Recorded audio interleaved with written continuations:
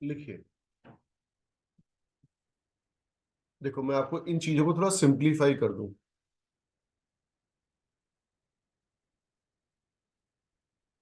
चलिए सभी लोग अपने अपने वीडियो ऑन कर लीजिए।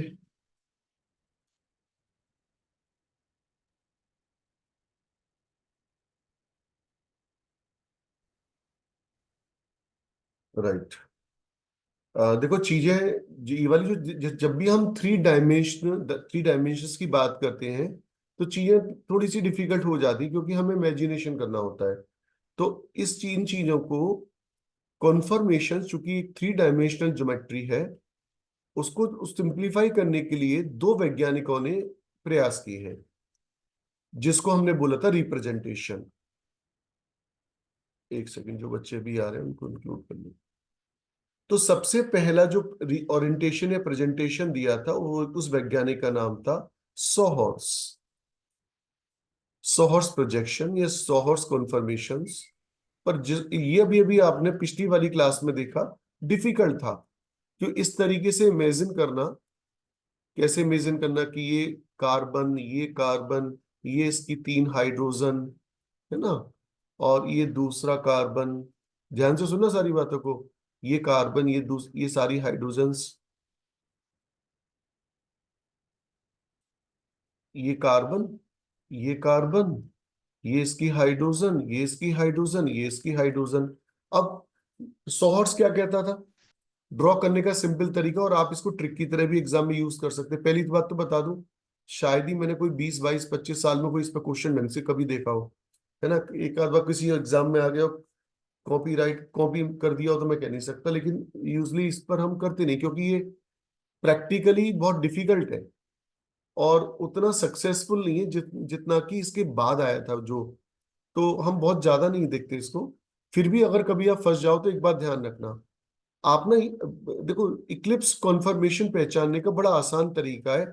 आप मेरी बात सुनेंगे तो, जिस जब मान लीजिए एग्जाम में आ गया कि इक्लिप्स कॉन्फर्मेशन, तो आप क्या करिए, जहां पर ये पूछेगा कि ये बताओ ये कॉन्फर्मेशन इक्लिप्स है नहीं या स्टैगर्ड। स्टैगर्ड माने दूर दूर। दूर दूर कौन कौन? ये वाले हाइड्रोजन्स रेड वाले हाइड्रोजन से मैक्सिमम उस पर है, डिस्टेंस पर, और एक दूसरे को अपोज नहीं कर रहे। आप इस एक्सिस को बीच में से फोल्ड कर दीजिए। पेपर को फोल्ड करते हैं ना यूं, जैसे ये पेपर है तो पेपर को फोल्ड करते हैं यूं। तो अगर ये हाइड्रोजन इस हाइड्रोजन के ऊपर आ जाए, ये हाइड्रोजन इसको कवर कर ले, ये हाइड्रोजन इसको कवर कर ले, तो इक्लिप्स्ड है। वरना इक्लिप्स नहीं है, स्टैगर्ड है। सीधा सीधा। आप देखो, मैं कोई पेपर दिखाऊं, पेपर मेरे पास हो, जैसे मान लीजिए कोई पेपर है, ये देखिए, जैसे ये पेपर मान लो, मान लीजिए पेपर है और मुझे देखना है, तो मैं क्या करूंगा, इस पेपर को बीच में से यूं फोल्ड कर दूंगा यूं। फोल्ड करते ही अगर ये हाइड्रोजन इस हाइड्रोजन के ऊपर आ रहा है, तो ये हाइड्रोजन इस हाइड्रोजन के ऊपर, और ये हाइड्रोजन इस हाइड्रोजन के ऊपर, तो आप कह दीजिए इक्लिप्स है। अदरवाइज क्या करेंगे? स्टैगर्ड कर देंगे। तो इसमें कोई खास बात नहीं है। दूसरा बहुत साइंटिफिक है और बहुत अच्छा है, और मैक्सिमम सफलता इसी को मिली है, इसका नाम है, और ऑब्जेक्टिव क्वेश्चंस भी इसी पर आते हैं, न्यूमेंस प्रोजेक्शन।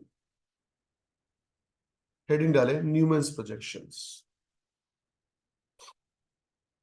मतलब थ्री डायमेंशनल ज्योमेट्री को टू डायमेंशन कॉपी पर ड्रॉ करने का बहुत अच्छा साइंटिफिक तरीका इस वैज्ञानिक ने बताया है, न्यूमेंस प्रोजेक्शंस। हाँ मिर्जा, क्या हुआ?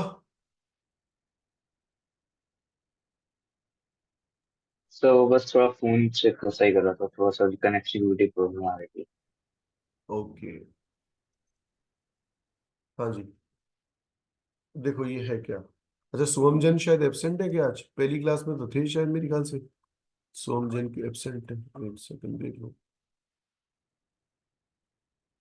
सोहम जैन अगर हो तो ओके करें। नहीं, एक second.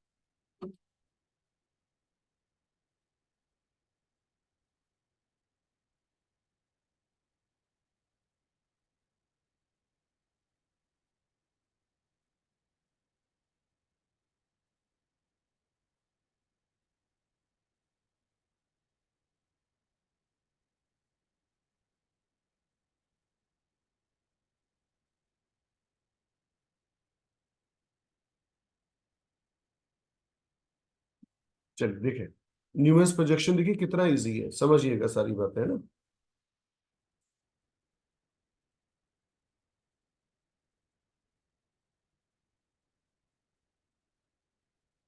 Example number 1 for ethane C2H6, ethane. देखिए कैसे करना है, सारी बातें एक बार आप समझ लो पूरा की पूरा। देखो ये कार्बन, और चलो देखो ये कार्बन, ये इसकी 3 हाइड्रोजन्स। कुछ लिखना करना नहीं है बेटा, इसमें कुछ है ही नहीं लिखने करने को। ये कार्बन और ये इसकी 3 हाइड्रोजन। यहां तक सबकी समझ में आ गया भाई? कोई दिक्कत तो नहीं है, बताओ मेरे को। ओके, है ना। बोर्ड पे से निगाह मत हटाना बिल्कुल भी, है ना, बहुत ध्यान से सुनना। जैसे मान लीजिए, न्यूमैन नाम का वैज्ञानिक आपसे कहता है कि जैसे मान लीजिए आप ये है, ये व्यूअर है, साइंस वह स्कॉलर है या साइंटिस्ट है, कुछ भी कह लीजिए। ये व्यक्ति है जो यहां से इसको देख रहा है, तो नियम के अनुसार उसको कार्बन नंबर 1 दिखेगा, कार्बन नंबर 2 नहीं दिखेगा। बताओ क्यों? अभी मैंने आपको एक परेड वाला एग्जांपल दिया था, 26 जनवरी की परेड वाला। एक्लिप्स ओवरलैप कर रहा होगा। क्योंकि इस कार्बन के जस्ट पीछे ये कार्बन है। तो जैसे इस व्यक्ति को जो कार्बन एटम दिख, बहुत ध्यान से सुनना, बहुत इजी है। उस वैज्ञानिक ने इतना अच्छा प्रयास किया है इसको समझाने का, बहुत ही बढ़िया। और आप भी समझ जाओगे। देखो ये वाला जो कार्बन एटम है, वो कहता है कि जिस कार्बन एटम को की तरफ आप हो, उस कार्बन एटम को आप फ्रंट कार्बन बोलो, और उसके पीछे जो कार्बन है उसे बैक कार्बन या रियर कार्बन बोल दो। अब जो फ्रंट कार्बन आपको दिख रहा है वो ये कहता है कि आप उसे सर्किल से रिप्रेजेंट कर दो। तो ये जो सर्किल आपको दिख रहा है, ये सर्किल किस कार्बन को रिप्रेजेंट करता है? उसका सेंटर। इधर देखो, ये सेंटर और ये कार्बन एटम नंबर 1, ये बता रहा है।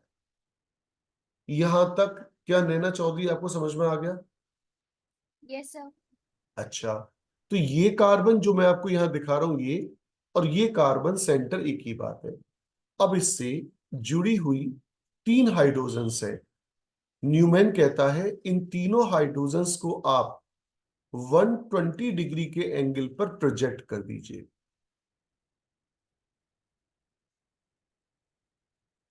एक, अच्छा मैं रेड कलर से बनाऊंगा, ठीक है बेटा।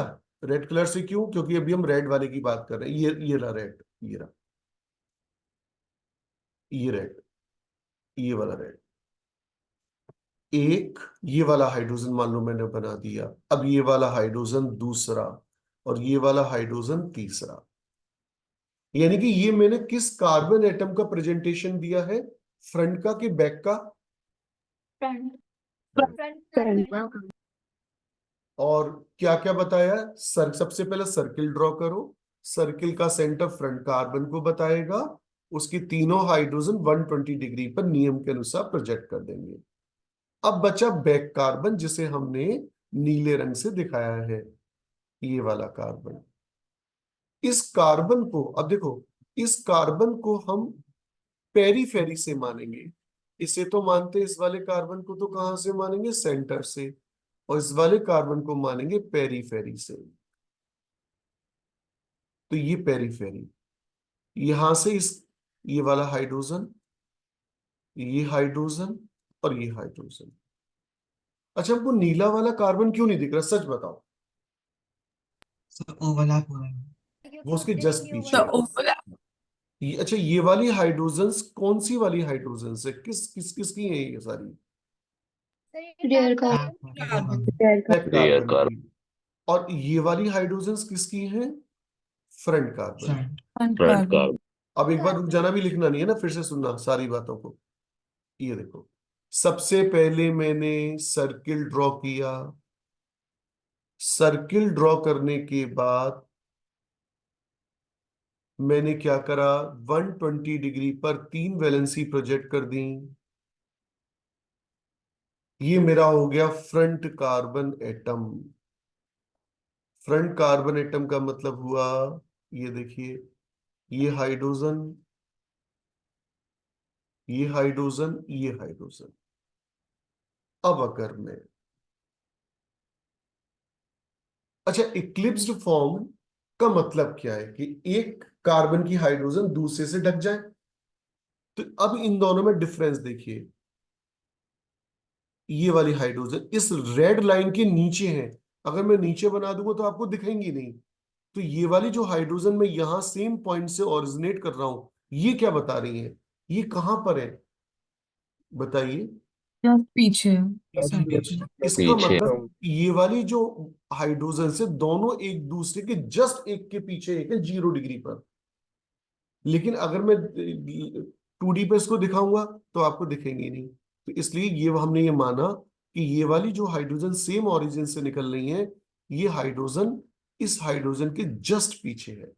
इसको हम ये बता रहे हैं, ये वाली हाइड्रोजन इस हाइड्रोजन के जस्ट पीछे है, ये वाली हाइड्रोजन इस हाइड्रोजन के जस्ट पीछे है। ये बात समझ पा रहे हैं आप सभी लोग? अच्छा, इन दोनों फॉर्म में क्या अंतर है मुझे ये बताइए। इस वाली फॉर्म में स्टैगर्ड और इस वाली फॉर्म में क्या अंतर है, एनीवन? तो स्टैगर्ड में जो है हमें रियर कार्बन की हाइड्रोजन पूरी तरह से विजिबल होंगी, पर एक्लिप्स में हमें वो विजिबल नहीं होंगी।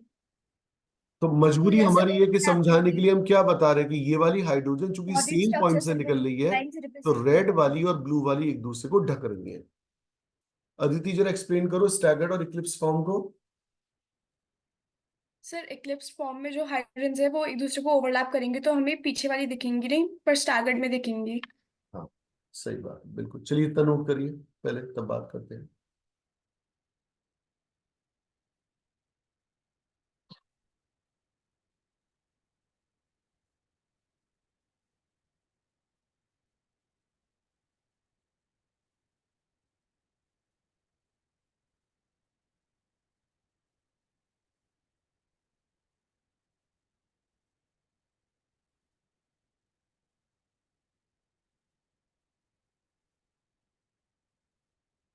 कल कल की ऑफलाइन क्लास में मैं इस टॉपिक को एक बार और समझा दूंगा, बस एक बार पढ़िए ना तो और अच्छी तरह समझ में आ जाएगा।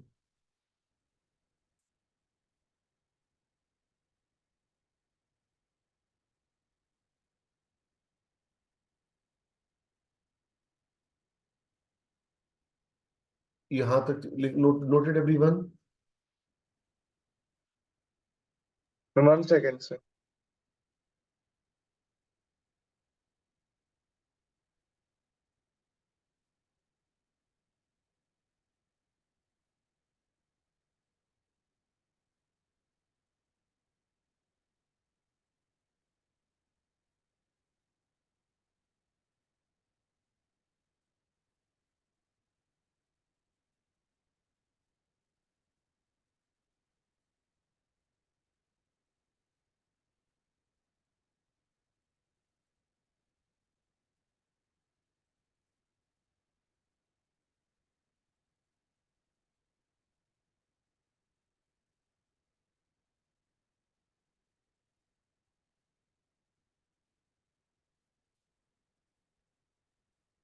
मल्होत्रा साहब समझ में आ रहा है? Yes, sir.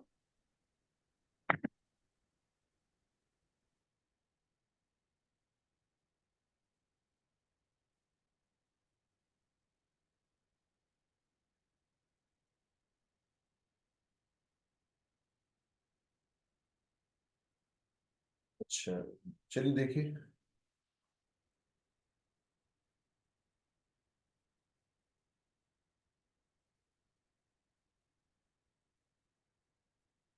बताओ बच्चों। एक्सपेरिमेंटली वैज्ञानिकों ने रिसेंटली ये पता कर लिया है कि स्टैगर्ड और इक्लिप्स फॉर्म के बीच में जो एनर्जी बैरियर होता है वो लगभग 12.5 किलो जूल पर मोल का होता है। चाहे तो लिख दें, energy barrier between staggered and Eclipse form is 12.5 kilojoule per mole.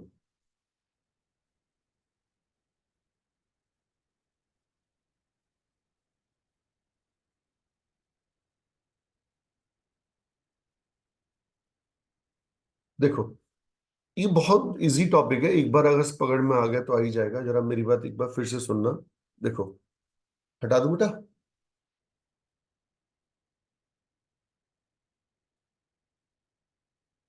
चलो देखो, अब ना आप लोग थोड़ा ज्यादा बोलना, मेरे को कम बोलना पड़े। आप जरा इसको समझो। जैसे ये कार्बन एटम, ये इसकी हाइड्रोजन्स, ये दूसरा कार्बन एटम, और ये उसकी हाइड्रोजन्स। ये कार्बन एटम नंबर 1, ये कार्बन एटम नंबर 2। मान लीजिए व्यूअर यहां पर है। चलो व्यूअर को चेंज कर देते हैं। ये कार्बन एटम नंबर 1, ये कार्बन एटम नंबर 2, और व्यूअर यहां पर है, यहां पर। तो उसके लिए फ्रंट कार्बन कौन सा होगा, सच बताइए। C1। 1। तो हमने क्या करा, सबसे पहले एक सर्किल ड्रॉ करा। सेंटर क्या बताएगा, अब बताइए। कार्बन एटम 1 को कि 2 को? Carbon atom 1। ये वैलेंसी का प्रोजेक्शन स्टैंडर्ड कितने डिग्री पर करते हैं? 120 डिग्री। ये हमने कौन सा एटम दिखा दिया, C1। C1। अब मुझे C2 कहां से दिखाना है? C2 कहां से स्टार्ट करते हैं, बताइए? पेरीफेरी से सर। पेरीफेरी से। अगर मैं इस हाइड्रोजन से थोड़ा दूर बनाऊं, 60 डिग्री के एंगल, मतलब दोनों में 60 डिग्री का एंगल का अंतर आ जाए, तो यहां से यहां तक कितनी डिग्री है, Staggered। लगभग 120। तो थोड़ा सा दूर बनाए तो वो बन जाती है स्टैगर्ड। और इक्लिप्स बनाने के लिए मुझे क्या करना चाहिए? सेम पॉइंट से और उसे 0 डिग्री का एंगल रखना चाहिए दोनों के बीच में। तो ये आपकी, अच्छा बताइए, पहली फॉर्म कौन सी कहलाएगी और दूसरी फॉर्म कौन सी कहलाएगी? First staggered and first second staggered, second पहली इक्लिप्स। स्टागर्ड कहलाएगी, दूसरी एक्लिप्स कहलाएगी। ठीक है, अब अगर आपको वाकई समझ में आ गया एग्जाम्पल नंबर 1, अब जरा ये देखिएगा, इस वाले एग्जाम्पल में उस वाले एग्जाम्पल में क्या डिफरेंस आपको दिख रहा है। ऊपर वाले फिगर से कंपैरिजन करना। ऊपर वाला फिगर और नीचे वाले फिगर के नाम क्या क्या है? सर H की जगह CH3 आ गया। H की जगह मैंने क्या कर दिया, CH3 लिख दिया। तो इसका नाम मिथाइल। चेंज होकर अब क्या हो गया, बोलो?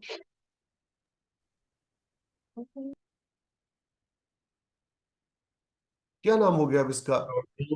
प्रोपेन। ऊपर वाला क्या था, ऊपर वाला क्या था? मीथेन। इथेन। और अब ये क्या बन गया, प्रोपेन। तो मुझे क्या प्रोपेन। करना है, मुझे तो एफर्टलेस काम करना है। आपने यहां से कहा एक हाइड्रोजन हटा दीजिए, मिथाइल लगा दिए, मैं भी यही करूंगा। कैसे करूंगा, चलो आप मुझे बताते जाओ। मैंने सर्किल ड्रॉ किया, 2 सर्किल ड्रॉ कर लिए मान लीजिए, 3 वैलेंसी प्रोजेक्ट कर दी। लो जी, 3 वैलेंसी हो गई, 1 2 3। इसकी भी 3 वैलेंसी प्रोजेक्ट कर दी मैंने, 1। अच्छा, ये वैलेंसी अभी सबसे पहले मैं किस कार्बन एटम को शो करने वाला हूँ, फ्रंट को कि रियर को? ये 1 मान लो, फ्रंट को। ये शो 1, कर रहे हैं। ये 1 मान लेना, ये 2 मान लेना। ये कोई आईपीएससी के नंबर नहीं, 1 2 हम अपने समझने के लिए कर रहे हैं। अब इधर देखो, आपने करा क्या है, इस वाले हाइड्रोजन को हटाकर उसकी जगह मिथाइल लगा दिया है। ऐसा नहीं कि आप इसी कार्बन को मानो, आप कोई सा भी मान लो, कोई इसी हाइड्रोजन को मानो, कोई जरूरी नहीं है। इसको मान लो, इसको मान लो, सब 3D में एक जैसे हैं। तो आपने हाई से हाइड्रोजन हटाई, हाइड्रोजन हटाई, उसकी जगह क्या लाई, मिथाइल। तो आप मिथाइल कर दीजिए, हो गया काम खत्म। बाकी सब कुछ वैसा ही है। ड्रॉ हो गए कंफर्मेशंस। लीजिए, CH3 H H H H और H। है कोई दमदार बच्चा जो बता सके हमने सिर्फ क्या एफर्टलेस काम किया है कोई दमदार बच्चा? सर एक क्वेश्चन है। बट यस बोलिए। सर अगर कोई अल्काइल ग्रुप लगा है और फंक्शनल ग्रुप लगा है तो फिर उसको हम फर्स्ट कार्बन मानेंगे, ये जरूरी है? नहीं, कोई नहीं, आईपीएससी की नंबरिंग नहीं है बेटा, ये हमारी एक्सिस की नंबरिंग है कि हमने ये 2 कार्बन वाली एक्सिस ली। एग्जामिनर इसको ऐसे लिख देता है कई बार, यहाँ नंबर डाल देगा 1 2 एक्सिस के अलाउ बताइए, तो ये नंबर ओके सर। आईपीएससी के नहीं है बेटा। मैं आपको एक क्वेश्चन बताता हूँ, नीट में जो क्वेश्चन आया था, सब्जेक्टिव पेपर हुआ करते थे नीट में 2008 से लेके 2010 के बीच में। नीट सब्जेक्टिव हुआ करता था, प्री और मेंस करके, जैसे आईएएस का पेपर होता है, तो उसमें सब्जेक्टिव क्वेश्चन आया था। तो अब ये नोट कर सर लीजिए। हाँ एक डाउट था बोलो, 2 बोलो यार। सर, वहां पर जब हाइड्रोजन का मतलब वो जब कॉन्फर्मेशन होता था तो ऐसी 120 डिग्री का कॉन्फर्मेशन रहता था इसका। हम्म तो अब कार्बन और हाइड्रोजन में क्योंकि जब 2 डिफरेंट एटम्स हैं तो उसके अंदर वो रिपल्सिव फोर्स ज्यादा नहीं होंगी, उसकी वजह से एंगल डेरिवेट नहीं करेगा। हाँ, उस बिल्कुल करेगा, क्यों नहीं करेगा, एक दूसरे को रिपेल कर रहे हैं तभी तो एक दूसरे से भाग रहे हैं भाई। तो मोस्ट ऑफ 120 से द ज्यादा आएगा ना। मोस्ट ऑफ द मॉलिक्यूल्स जो हैं वो स्टैगर्ड फॉर्म में रहना चाहते हैं, जिससे कि उनके बीच में रिपल्सिव इंटरेक्शन कम हो, जिसे हम कई बार टॉर्शनल स्ट्रेन भी बोलते हैं। तो उसको अवॉइड करने के चक्कर में तो एक दूसरे से भाग रहे हैं, थोड़ा बहुत बॉन्ड एंगल डिस्टर्ब हो जाएगा और पास आ जाएंगे तो बॉन्ड एंगल में फिर चेंज हो जाए। पर हालांकि हम ये प्रैक्टिकली ये बोलते हैं कि bond length and bond angles do not change, क्योंकि हम उन चीजों की स्टडी कर नहीं पाते। इनफाइनाइट नंबर ऑफ एंगल्स को कैसे स्टडी करेंगे? आप इस वाली बात को लिखना है ना नोट के फॉर्म में। It must be noted that in conformations, it must be noted that in conformations bond parameters